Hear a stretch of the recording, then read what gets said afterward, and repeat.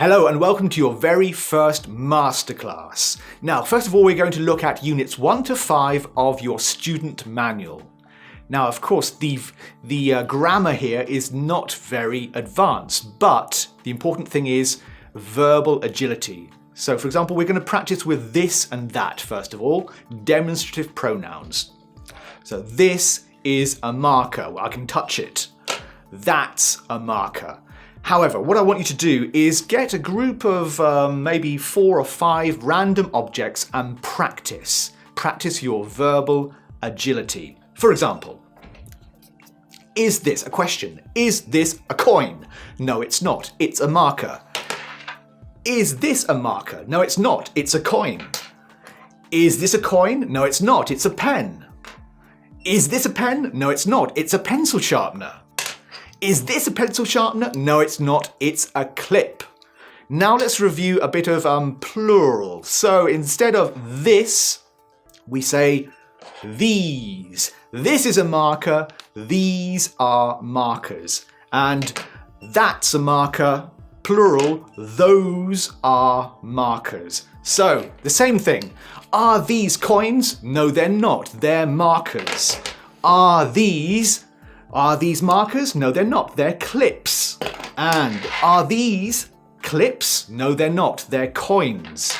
Are these coins? No, they're not. They're pens. Very good. Now let's practice some adjectives. So with a question, is Spain a big country or a small country?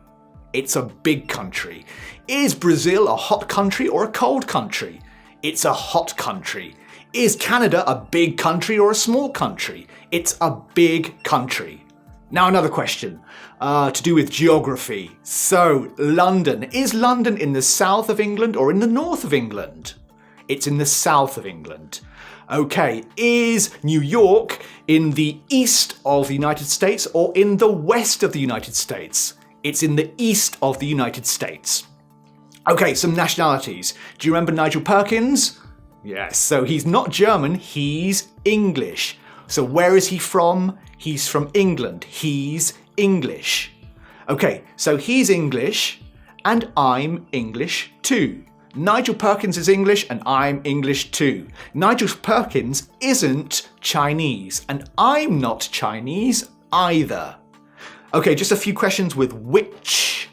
So, again, markers. Which marker, which one is in my left hand? The blue one or the orange one?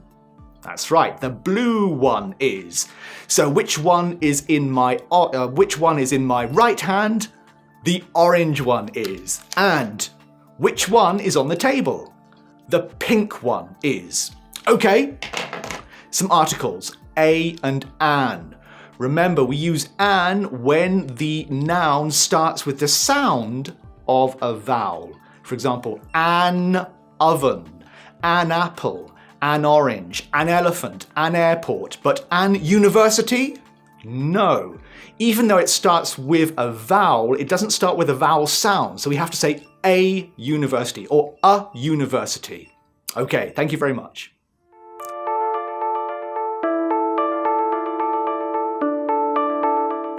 Okay, now I'm going to put you to the test with some vocabulary from the first 24 lists of vocabulary. For example, ¿cómo se dice calle?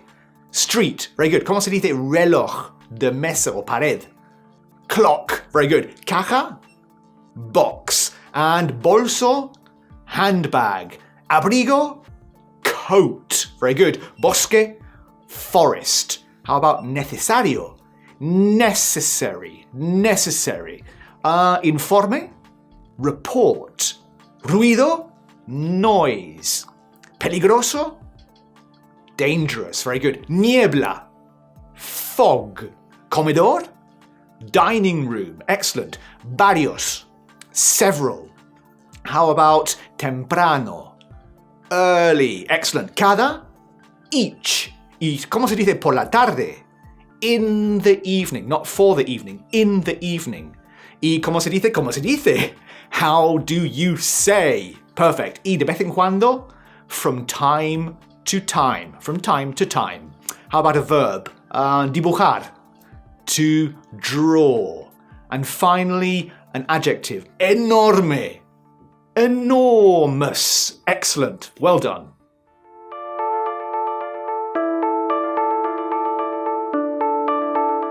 Right, now I'm going to put you to the test with some frases clave from volume 2. So the translation booklets list 1 to 20. For example, the first one. ¿Cómo se dice? Hemos decidido cancelar el proyecto. Okay, we've decided to cancel the project. Not project, project. Good, okay. Él ha perdido mucho peso. Okay, he's lost a lot of weight. He's lost a lot of weight. ¿Has puesto ya el despertador? Have you set your alarm clock yet? Have you set your alarm clock yet? Excellent. Me llevo bien con todo el mundo. ¿Cómo se dice? Me llevo bien con todo el mundo. I get along with everybody. Very good. Or everyone. ¿No has tomado? ¿No has tomado medidas? ¿No has tomado medidas? So a negative question. Haven't you taken any measures? Haven't you taken any measures? Muy bien. Okay. Nos lo hemos pasado bien. Pasarlo bien, ¿recuerdas? So, we've had a good time. To have a good time. We've had a good time. Él fue presentado al capitán. He was introduced, not presented, introduced to the captain, not captain, captain. So he was introduced to the captain. Another one. Nunca he trabajado tan duro. I've never worked so hard. Worked. I've never worked so hard. Very good. ¿Por qué no se ha hecho? So we're talking about the passive this time. So a negative question in the passive. Why hasn't it been done? Good. Why hasn't it been done? Deberían montar su propio negocio. So this time with a modal verb.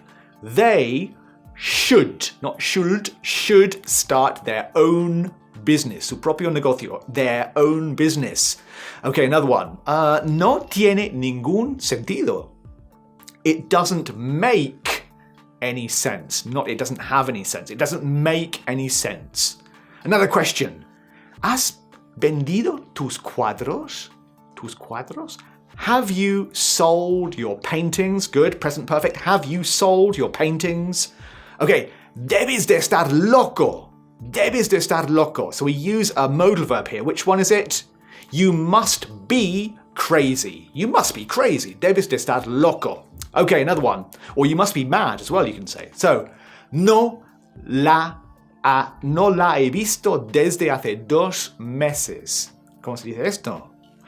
I haven't seen her for 2 months. I haven't seen her for 2 months, not months, months. Another one. ¿Qué te gustaría hacer? A short question. ¿Qué te gustaría hacer? What would you like to do? What would you like to do? Muy bien. Okay. Yo vivía antes en ese vecindario. So I used to, very good, I used to live in that neighborhood. I used to live in that neighborhood. Okay. Se casaron hace unos días. They got married a few days ago. They got married a few days ago. Another one. Ella no lo ha leído. She hasn't read it. She hasn't read it. The penultimate one, the next to last one. Estás pidiendo demasiado. Estás pidiendo demasiado. ¿Cómo se dice? You're asking too much. You're asking too much. And finally, no le prestes dinero a él. Okay? No le prestes dinero. Don't lend him any money. Fantastic.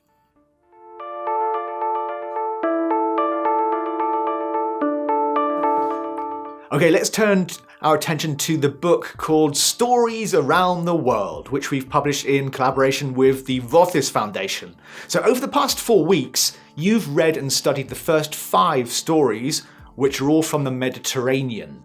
Now, what do you remember about the very first one, called Portrait of a Dream? So which country did the protagonist travel to in her childhood? Turkey, exactly. So what did her discovery of the Turkish culture eventually inspire her to do? Well, it inspired her to become an artist who's not afraid of living her dreams. Okay, the second story, The Boy Who Knew Where He Was. Okay, it's a tale about a boy called Ahmed, who goes on a long journey. But where is he from? Tunisia. That's it. He's from Tunisia. He's Tunisian. So what does he realize when he reaches the end of his journey? He discovers that he can go back and follow all those other paths that he hadn't taken. Then there's a story called Don't Be Afraid, Enchaneta, Don't Be Afraid, Enchaneta, about the people in the Catalonian village of Altafulla. Now, what are the inhabitants of the village celebrating? That's right, they're celebrating Sant Martí, their patron saint. Do you remember the date? Okay, it's November the 11th. And what happens at the end of the festivities? Okay, a group of people called the Castellers build a human castle. And who goes at the very top of this castle? That's right, they're Enchaneta, normally a child from the village. Okay, the fourth tale of the Mediterranean series is Scarabs of Greed, which takes place in Egypt. Now, a question. What animal is Bashemstut? Okay, it's a cat. And what is special about this cat? That's right, the cat is immortal. And what's Bashemstut's mission? Okay, his mission, or its mission, should I say, is to fight greed. Okay, and finally there's how nice it is to live if you were born here. Now, where's the narrator from? Okay, she's from Western Sahara. And why did she come to Spain? That's right, because of war, hunger, and the lack of opportunities. And how does she travel to Spain? That's right, she travels by boat or in a dinghy. That's right, well done.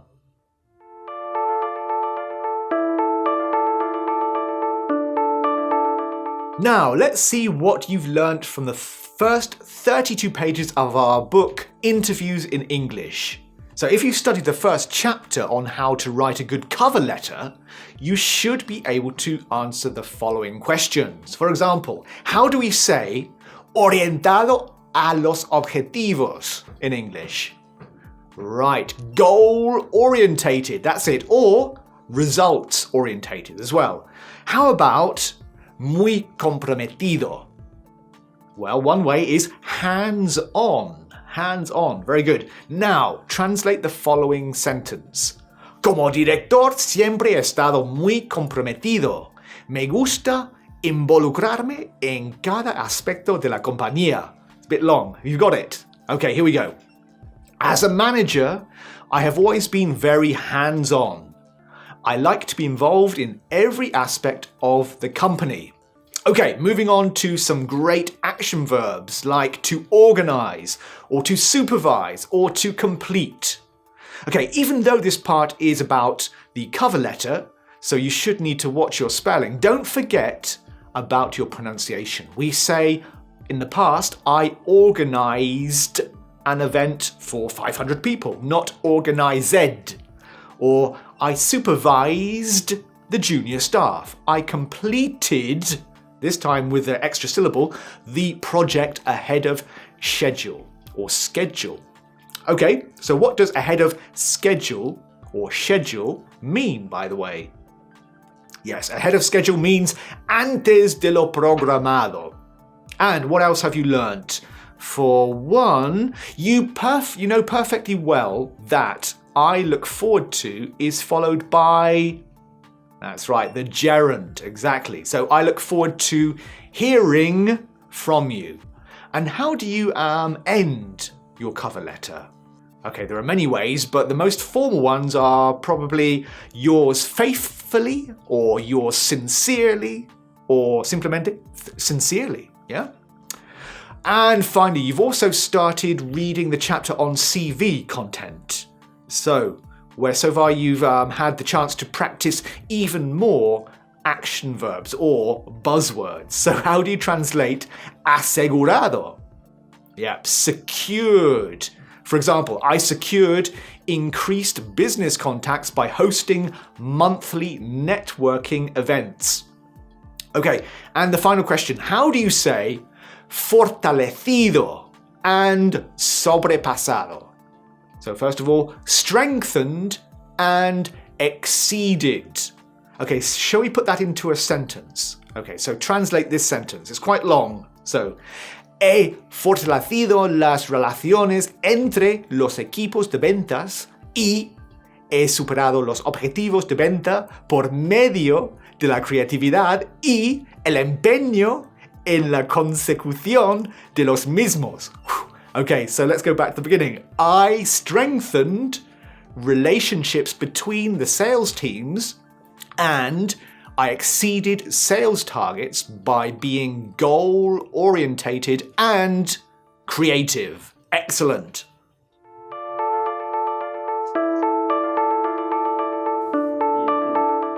Okay, now it's time to look at your favorite subject, phrasal verbs, from our book Phrasal Verbs 3, which are mostly with on and off. For example, to turn or to switch on is, of course, encender. So I want you to translate this sentence for me. ¿Podrías encender el ventilador? Hace calor. How do you say that? So could you turn on the fan? It's hot. Or could you turn the fan on? However, if the fan becomes like a pronoun, it has to be in the middle. Can you turn it on? You can't say, can you turn on it? So, can you turn on the fan or can you turn the fan on? It's hot. Hace calor. Another question. ¿Cómo lo enciendo? How do I turn it on? This time with the pronoun, so it has to go in between the verb and the preposition. How do I turn it on? Not how do I turn on it? How do I turn it on? Good, okay. Another one. Now to leave on. To leave on, which is como dejar encendido. So translate this question for me, okay? So, ¿quién dejó la luz del baño encendida? Who left the bathroom light on? Notice we don't need the auxiliary verb here. Who is the subject? So who left the bathroom light on? Not who did leave. Who left the bathroom light on? Good. Okay, él dejó la plancha encendida y casi causó un incendio. Incendio, perdón. So he left what? He left the iron on. He left the iron on and almost started a fire. He left the iron on and almost started a fire. Okay. Another one. To put on, which can be encender or poner ropa, por ejemplo. So how do you say pongo la cafetera? La cafetera. Shall I put the coffee machine on? Shall I put the coffee machine on? Not do I, but shall I, yeah? Él puso el hervidor para el té de sus invitados.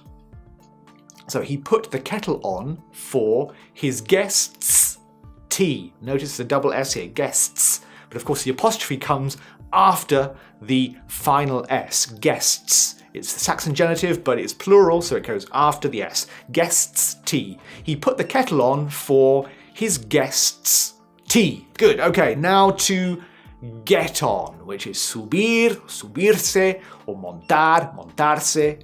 Por ejemplo, sube al autobús antes de que se vaya. So get on the bus before it leaves. Get on the bus before it leaves. Y another one. Ella se subió a la mesa para dar su discurso. So, in the past, she got on the table to give her speech. She got on the table to give her speech. Another one. This time to jump or to hop on, which also means subir, subirse, montar or montarse, pero esta vez como saltando. So, el perro subió de un salto a la cama. How do you say that? The dog jumped onto the bed. The dog jumped onto the bed. Another one. Sube a mi bicicleta. Te llevaré a casa. Sube a mi bicicleta. Yeah? Te llevaré a casa. So you can say, hop on my bike. I'll give you a ride home. Hop on my bike and I'll give you a ride home. Okay, now to climb on. This time again, subir o subirse, montar o montarse. So, dos estudiantes subieron a la estatua, para protestar. So, two students climbed onto the statue to protest.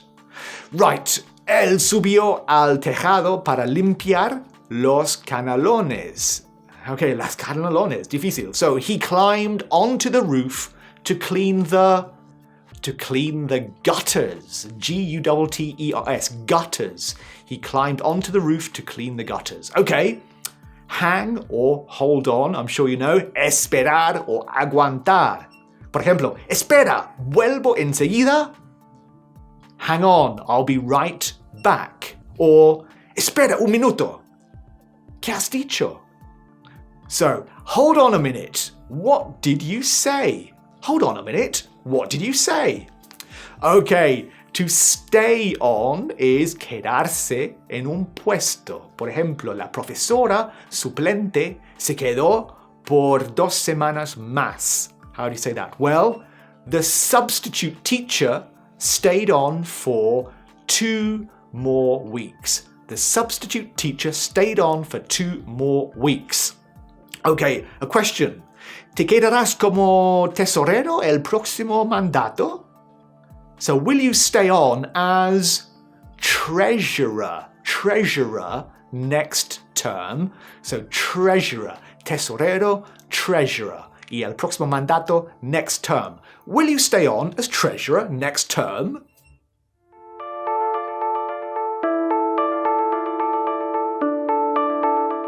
Okay, now you've studied business paragraphs 1 to 32, so let me test you on some key expressions. First of all, in paragraph 1, what does to write up the minutes mean? Exactly, redactar el acta de la reunión. So that was an easy one to start with. Okay, in paragraph 2, you have seen how we say ni siquiera pestañearon. So what's the translation? They didn't bat an eyelid. It's a strange one. They didn't bat an eyelid. Now, let's fast forward to paragraph 5. What does it mean when someone says, our calculations were way off? That's right. It means our calculations were completely wrong. And then the paragraph that follows starts with a great sentence. Do you remember? It's como siga este ritmo, me van a promocionar. How do you say that in English? If I keep going at this rhythm? Well, no, we don't really say that. We say, if I keep going at this pace. If I keep going at this pace, I'll get promoted. Remember, me van a promocionar, I'll get promoted. And in the past simple, I got promoted. Good. Okay, let's continue with paragraph 10. Here we have a great phrasal verb, to freak out. So how do you translate, he freaks out? Yes, it's like the Spanish expression como le da algo. Remember? So, there's another useful phrasal verb in paragraph 11, which is to think something through. Now, it's not the same as to think about something. To think something through means that you carefully consider or analyze something. So to think it through, piénsalo bien or piénsatelo. Okay, in paragraph 13, you came across the English equivalent of perder los estribos or perder los papeles. Do you remember? Okay, how do you say it in English? To lose one's temper. Careful, we always use it with the possessive adjective. I lost my temper, she completely lost her temper, he always loses his temper when I mention it, for example. Okay, now, after having worked on paragraph 16, I hope that you remember compensar or hacer valer el dinero in English. How do you say that? to get your money's worth. So literally, it means conseguir el valor de tu dinero. Okay, another similar expression is good value for money. For example, I always buy my furniture there. It's good value for money. Okay, moving on to paragraph 19, you might have wondered what the letters ASAP stand for. Well, it stands for as soon as possible. But keep in mind that we sometimes use the acronym even in spoken language. So please call me ASAP, or sometimes even please call me ASAP. Yeah? So 2 paragraphs later on, you came across to take out a loan, which basically means the same as to ask for a loan or to ask for a credit. Now, at the end of the paragraph, another phrasal verb comes up. To pass up an opportunity? What does it mean? Exactly, it means dejar pasar una oportunidad. And what's the opposite of to pass up an opportunity? Excellent, to take advantage of an opportunity. Now, in the next paragraph, what's cazatalentos in English? Well, it's not talent hunter, it's headhunter. Headhunter. Although it might sound a little bit sort of brutal, we say a headhunter, cazatalentos. Okay, in paragraph 24, have you noticed the structure to try doing something? That's how we express intentar hacer algo. So, to try doing something. Have you tried using a different phone? Have you tried doing it differently? Okay, now let's quickly look at 3 more paragraphs. Firstly, in paragraph 26, what's the English equivalent of una buena relación de trabajo? Okay, a good working relationship. Excellent. And in paragraph 27, there's an interesting word that translates as recorte en la plantilla. Recorte en la plantilla. What's that? Do you remember? Did you say downsizing? Great. It comes from to downsize, which means hacer recortes en la plantilla. Okay, 1 word in English and 5 words in Spanish. It's typical, really. So let's put it into a sentence, shall we? So the company had to downsize due to the economic crisis. Now let me test you on one more thing. How do we say margen de beneficios? Not benefit margin. No, it's profit margin. And to finish off this section and also this masterclass, translate this sentence. Are you ready? Okay. Tenemos que reducir los costes si queremos aumentar nuestro margen de beneficios. So how do you say that? We have to reduce the costs if we want to increase our profit margin. Very well done.